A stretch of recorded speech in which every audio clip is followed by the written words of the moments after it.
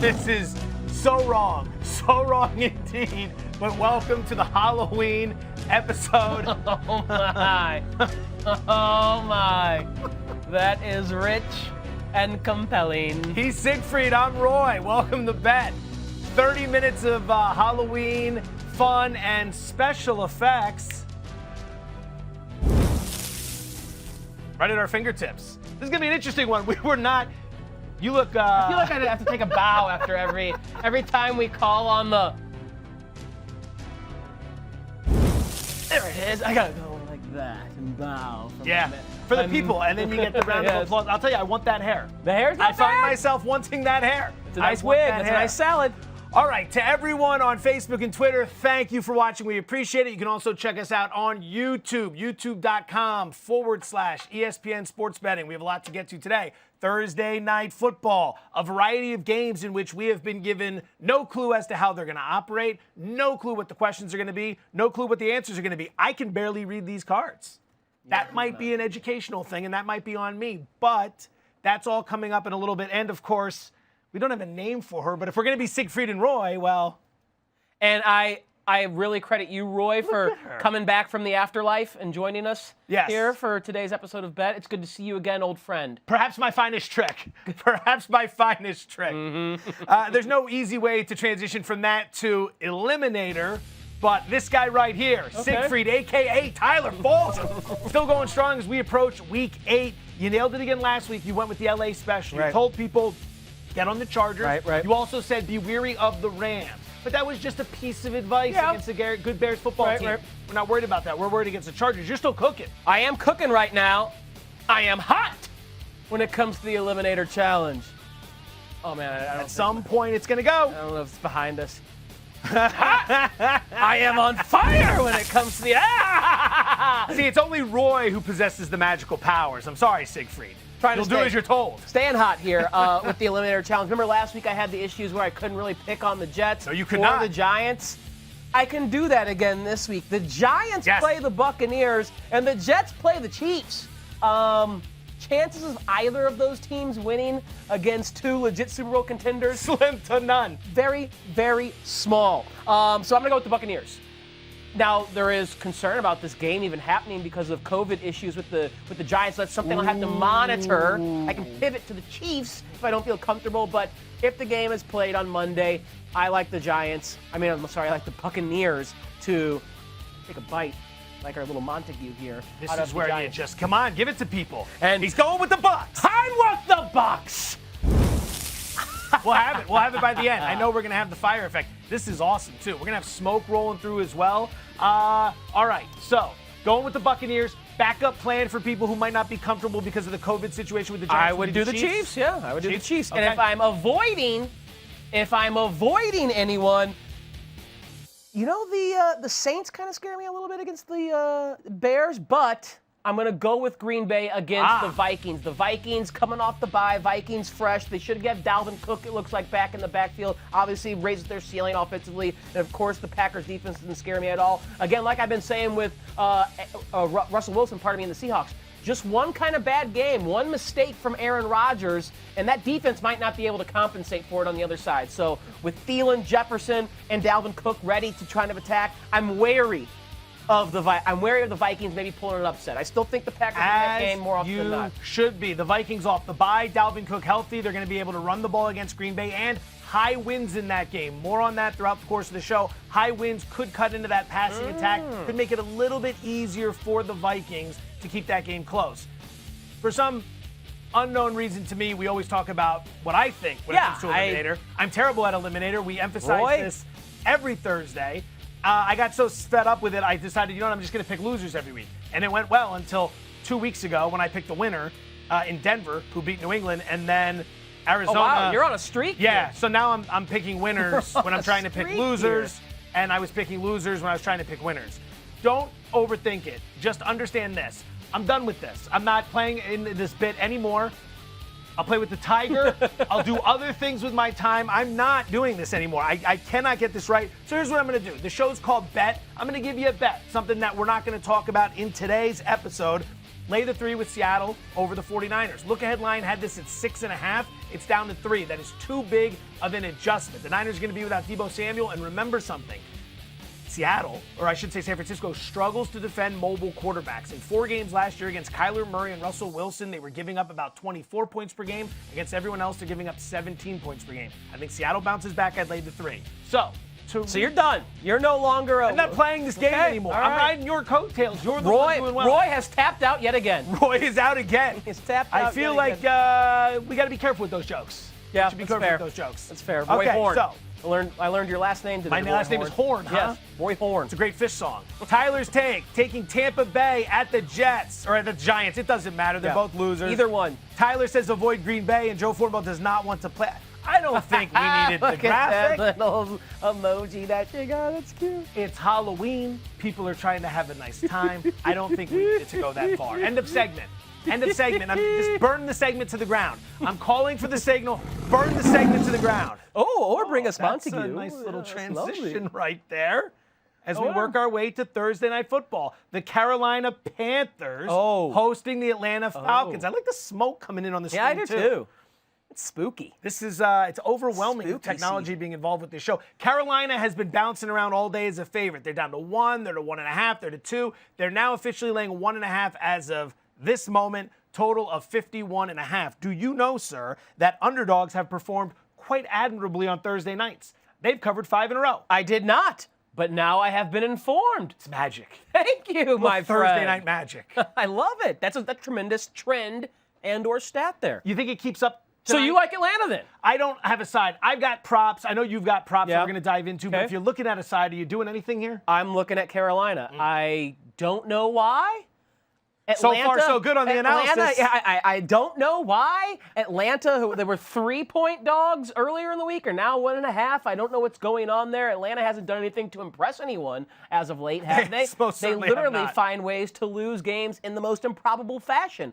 I do think when I look at the matchups, though, that Carolina is going to be better equipped at home in the outdoor elements where the Falcons only played 1 game this season outdoors, and they scored 16 points in that game against the Green Bay Packers. And again, the Packers don't have a great defense. That was a Monday night game. Okay, so I don't know. Matt Ryan, Julio Jones, Calvin Ridley, Todd Gurley, I think they like being indoors, fast track better.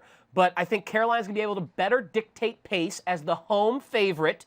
And they're the 4th slowest team in the NFL when it comes to situation-neutral pace. And their games have the 6th fewest combined snaps. So I'm looking at Carolina dictating pace. I'm looking at them being able to attack however they want offensively. An Atlanta defense that's not... It's good against the run, I'll give him that. But Teddy Bridgewater, when he's throwing to Robbie Anderson or DJ Moore or Mike Davis out of the backfield, there's going to be little in the way of impediment, so to speak, from the Atlanta defense. So I like them pushing the pace or controlling the pace. So I like it under 51.5. The weather plays into that too. I don't think Atlanta's going to spark the scoreboard like maybe they could at home or in a better matchup. And I do like the Panthers to win this game by more than 2 points, by 2 points or more. I got to be honest, I'm trying to listen, but I'm enjoying this version of Kyler a lot more than this version. This one is just, he's just so magical. He just seems like a guy with so much optimism. He's telling me it doesn't matter if you win or lose. He's literally, as long as you believe in magic. He's manifested a winged tiger, a flying tiger right there. Not sure what I'm doing over here. Something of bizarre. Magic ball of... It's on brand. All right, I would side with you on Carolina.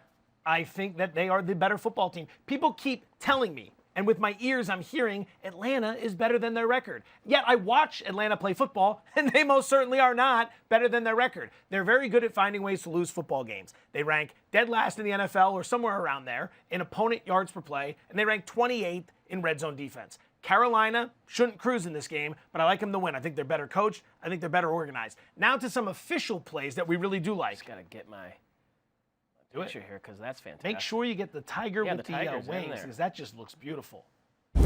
Tonight, we didn't even call for the fire. Place is burning down. I did when I took that selfie. Let's start with the home team, Carolina. Give me a Carolina-related prop. Yeah, I like the Carolina passing game. I think they're in a great spot here against an Atlanta defense that has allowed 35 completions this season, Joe, of 20 yards or more. That is the worst in the NFL. They have been the most accommodating defense when it comes to big plays through the air. So I'm investing in the Carolina pass attack. I like DJ Moore. I like Robbie Anderson, but let's focus on DJ Moore here, who is the deep threat now for the Carolina Panthers. He leads the team in air yards market share north of 40%. Okay, so he's one of the he's a guy who gets thrown to or gets targeted deep downfield. So 24.5 yards is the threshold. DJ Moore's longest reception will be over or will be more than 24.5 yards. Ooh, I like it. We're playing for one big play. Well, I don't care how many receiving yards he gets. He Doesn't just needs matter. one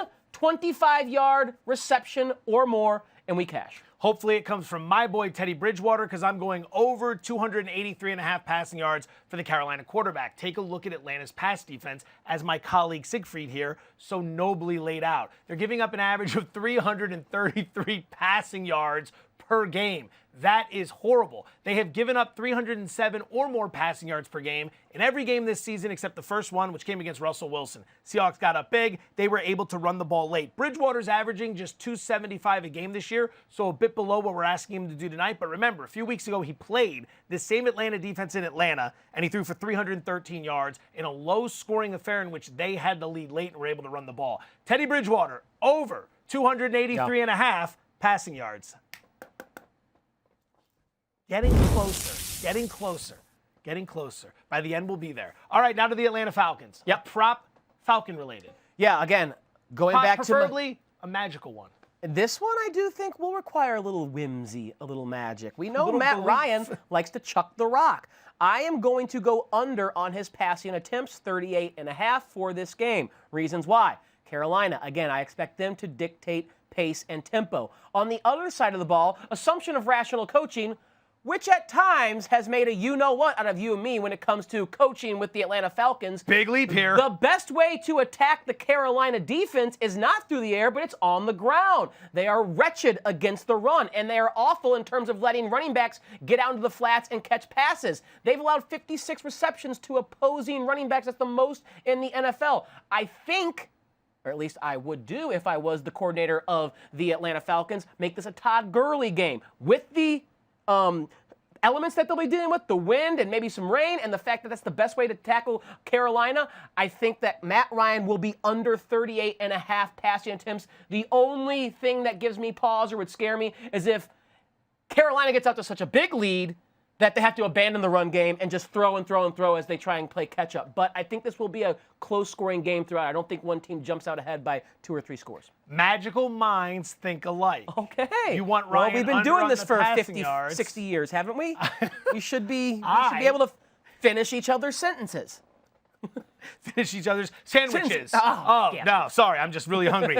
Todd Gurley over 65.5 rushing yards Okay, tonight. there you go. Let me ask you a question. Todd Gurley, would you say he was happy or sad with last week's performance? I think he was upset with last week's He was performance. probably upset trying to stay out of the end zone and falling in and costing diametrically his team opposed the to game. his fantasy managers who were thrilled Thrilled. that he fell into the end zone. Gravity got the better of Todd Gurley. Todd Gurley is going to get the better of the Carolina Panthers tonight. Todd Gurley is going to be running angry, very angry in this game. But not only that, more importantly, Gurley in his last 24 games, including the postseason, has gone over 100 rushing yards one time. A couple weeks ago, Week 5 against the Carolina Panthers. 121 to be exact. The Falcons ran for 144 yards in that game. They averaged over 6 yards per carry. Carolina plays well in pass defense. They are terrible in run defense. Run the ball, Atlanta. Todd Gurley over, I believe, at 66.5 rushing yards tonight. Now, it's time for the... Oh, actually, you know what? Todd Gurley over. He says over. Over. Yes, right on the third one. Third time's a charm. It is time for a little game that we are being told is called Trick or Treat. Ooh. Bet you didn't see that coming, boys and girls. Here's how it works.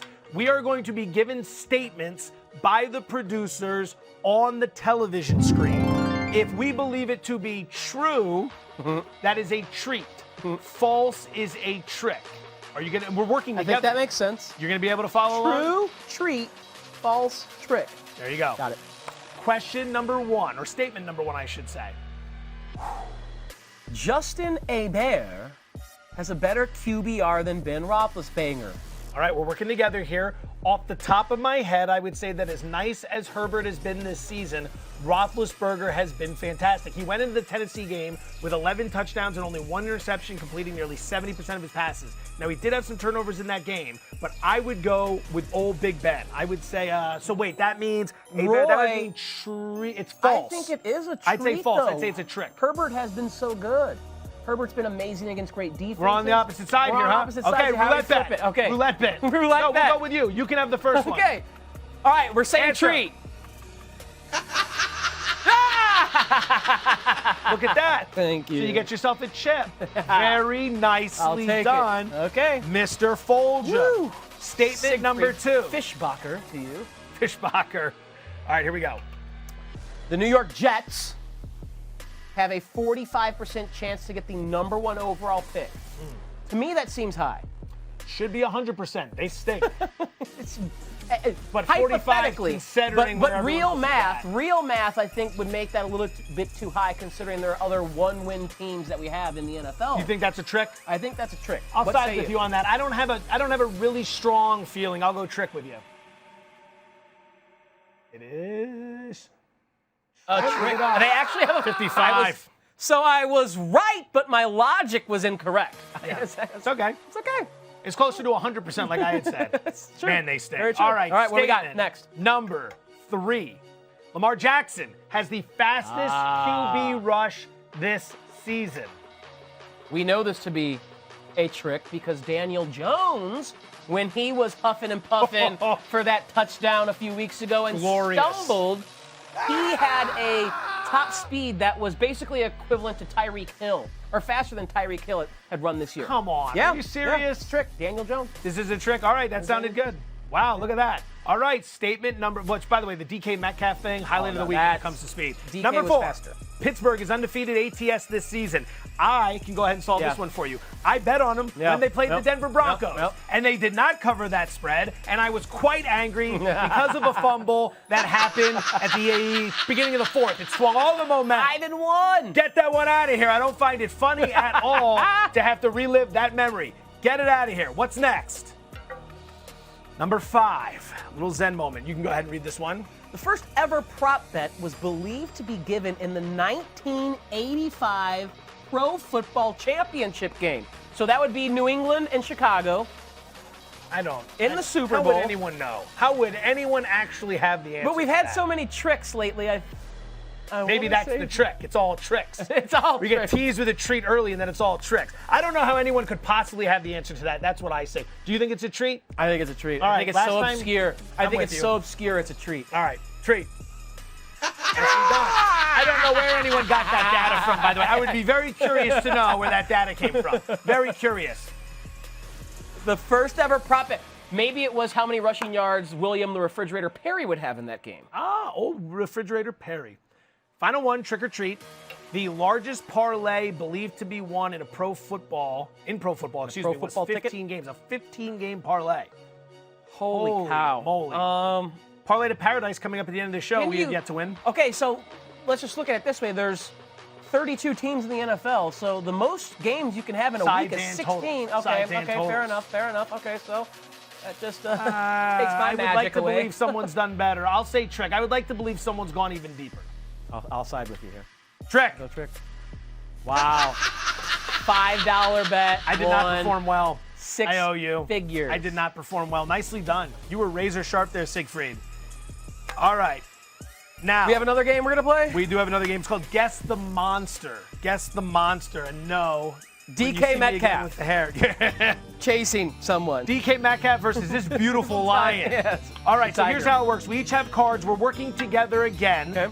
So number 1 will be starting with me, okay. Siegfried. Willie Nelson. Is Willie Nelson next door?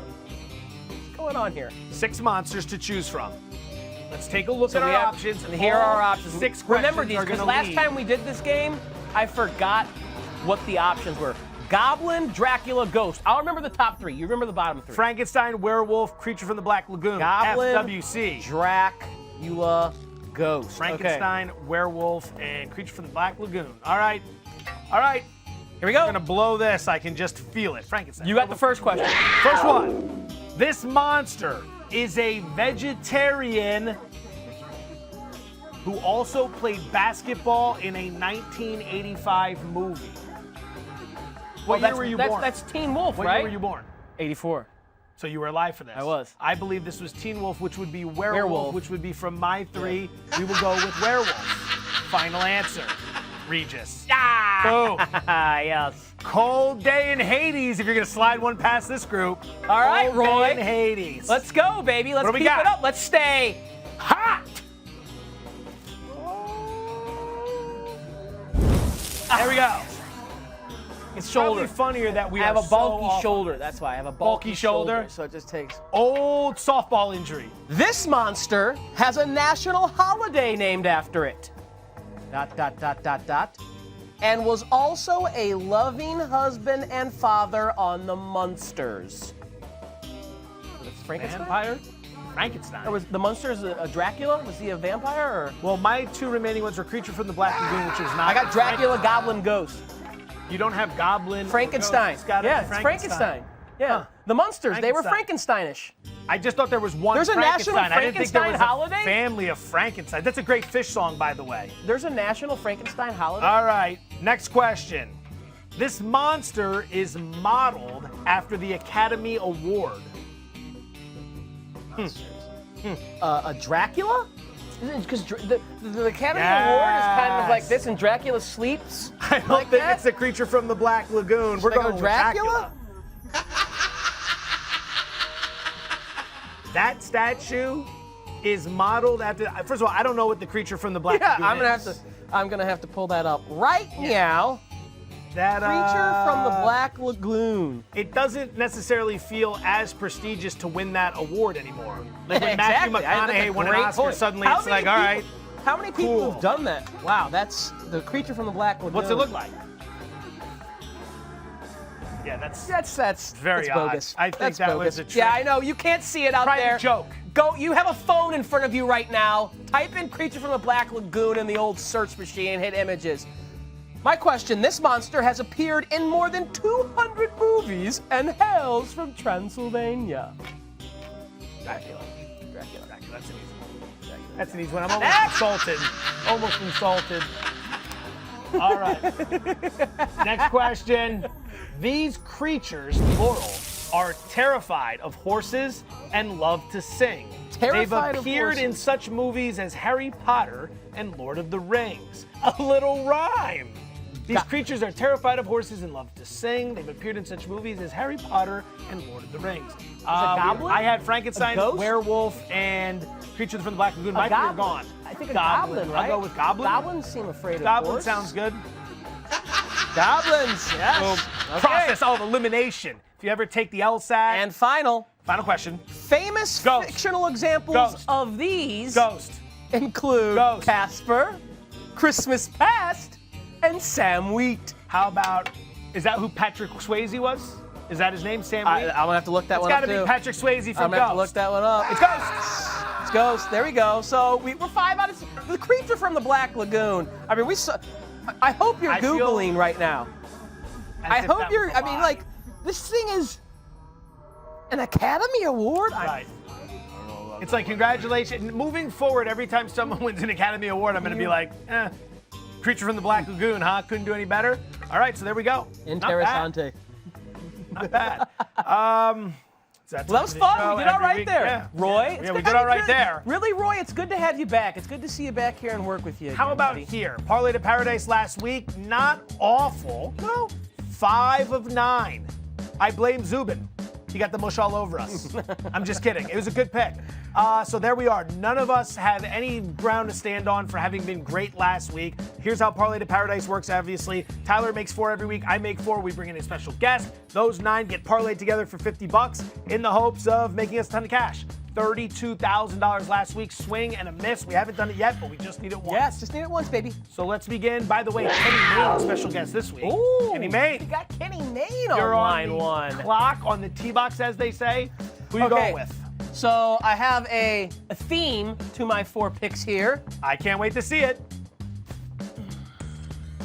going to go with That two. a swan dive off the I'm going to go with medium two diving board? overs because we've seen offenses be hot. We've seen offenses blow up, this year because of lack of people in the stands, because, you can hear and Lack talk of holding all penalties. it's all kinds of reasons, but we know points are being scored. I like Green Bay, Minnesota to go over. Aaron Rodgers is not going to be stopped by that Minnesota defense. He's got Devontae Adams back. Even if Aaron Jones isn't playing, we know Jamal Williams can fill in capably. Roy, get out of there, okay? I'm still talking. And I'm still talking, Roy. You do this to me all the time. Now you're getting to see how the sausage is made, how we go behind the scenes. Bengals and Titans, I also like the over there. This one's kind of got a sneak. I think the Bengals can keep this game close. The Titans defense, again, they're a great offensive team, and they'll score 30 points against the Bengals with Derrick Henry, A.J. Brown, Ryan Tannehill, Jonnu Smith. But I think the Bengals, Joe Burrow is dropping back more than any quarterback in the NFL this year. I think they can put points on the board against the Tennessee defense that doesn't rush the passer. They don't apply pressure. They do not sack the passer. So those are the two overs, and I like two money line dogs. Always have to be weary of backdoor Burrow. Watch out for him. I like two money line dogs at home. The Lions, plus 130 against the Colts. Again, the Colts offense doesn't scare me if the Lions can score a few points. This is you getting greedy. And then the Bears. They're 4.5-point dogs at home against the Saints. The Bears look terrible on Monday night, but they have the recipe to make life difficult for Drew Brees. They can attack the quarterback. They can apply pressure. Drew Brees is playing outside in Chicago, where it's starting to get really cold. Windy as well. So plus 185 for the Bears money line. Hot offenses overs and two money line home dogs. That's my forecast. Yeah, what's the theme? You said there was a theme. You two overs and two money line home dogs. All right, so it's a theme. Roy, two money line Roy. picks and two overs. All right, here we go. I got four for you. I got an actual theme for you this week. Okay. And it's wind. There's going to be a lot of wind. Look at all those unders. New Orleans, Chicago, fantasy owners, bettors, daily fantasy players, be weary. Wind is going to be across the country this weekend in a lot of key spots. One of them is going to be in Chicago. They call it the Windy City. That's because of the politicians. New England and Buffalo, under. Raiders, Cleveland, everyone's going to want to play that over under. If you think I'm full of it, look at where these totals started and look at where they ended up. They've all moved 3, 4, somewhere north of 5 points to get down to this spot. Now, these aren't great bets at this point. We're buying at the last minute, but we're going to play the win. And Baltimore -4. Favorite bet of the week. They were a 6-point favorite on the look-ahead line. Pittsburgh beats Tennessee. Now it's the zig and zag. Everyone's jumping on the Steelers. They didn't like the Steelers last week. Now they love them. Here comes Baltimore. Ravens, 10-2 straight up. 9-3 against the spread off the bye under John Harbaugh. Finally got that right. I've been saying Jim Harbaugh all week. John Harbaugh. Right, Take that, khaki pants in Ann Arbor. Put a Lincoln into the Harbaugh jar. The Harbaugh jar. Yeah. That's kind of hard to say. I owe a lot of money there. Jar. So that's what we have. Now, special guest, Kenny Mayne. Let's see what he's got for us. What's Kenny got up his sleeve? Kenny Mayne. Show me Squid. Oh, he's going with Seattle. I like it. That was on my board as well. We talked about it at the beginning. He's a Seattle guy. -3. It's a good spot. They're being devalued. They were 6.5-point favorites on the look-ahead line. They lose to Arizona. Now everyone's jumping off the line. 33K. What are you doing with your cut? I resent how you call me greedy because that's the way we're getting 33K. If I don't put these money line dogs in there, we're only walking away with like 20,000 or 25,000. Yes, it's the definition of greed. I could be good with 30K over 33K. I'd rather have the 30 than the 0. That's no fun. The -50. You know what's fun? How about a little on the way out the door? Light it on fire, please. You put the tiger down! Hasn't the tiger been... The tiger has hurt us before, has it not? I think the tiger This thing has is hurt us. so comfortable. I would absolutely take this thing home. He's happy to have you back here too, Roy, hanging out with us. Have a wonderful weekend, everybody. Happy Halloween. Give out the full-size candy bars. We'll see you next Monday.